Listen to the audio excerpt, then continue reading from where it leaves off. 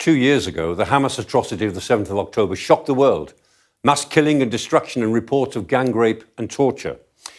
Hamas terrorists broke through the Israeli security border in several places from north to south across the Strip, and they ran amok.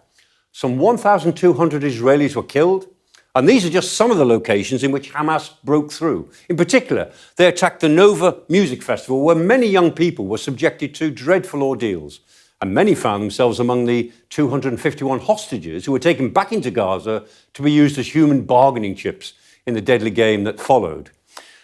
They became the most visceral issue for Israeli public opinion. The government argued that the best way of getting the hostages back was to liberate them in the fighting, or else pressure Hamas so much they would be forced to hand them over.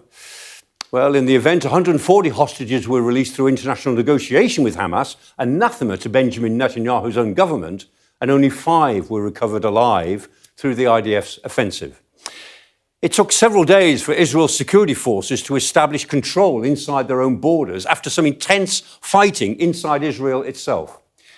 Hamas had launched a well-planned and ingenious attack during the Simchat Torah Jewish festival, catching Israeli security forces completely unaware. They had enough intelligence information to anticipate that something big might happen. They just hadn't joined the dots.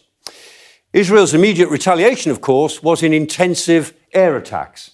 And it was obvious that a large ground offensive was likely. Hamas leaders certainly anticipated one.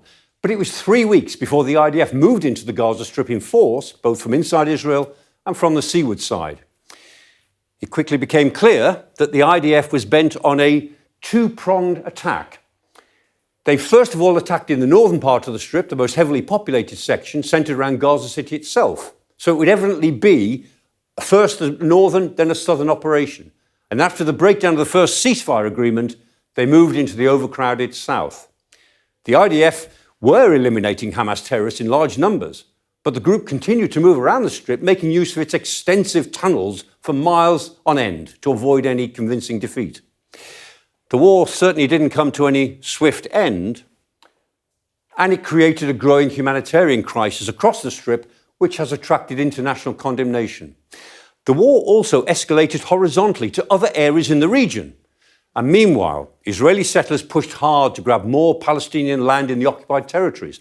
And that has become a major problem for Western countries who have traditionally supported Israel.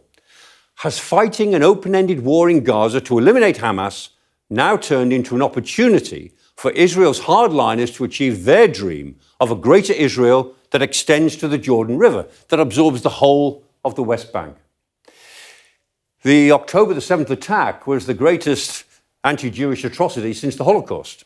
We all knew immediately that the Middle East would be changed forever by it, but it hasn't been changed in the way Hamas evidently anticipated on the 7th of October.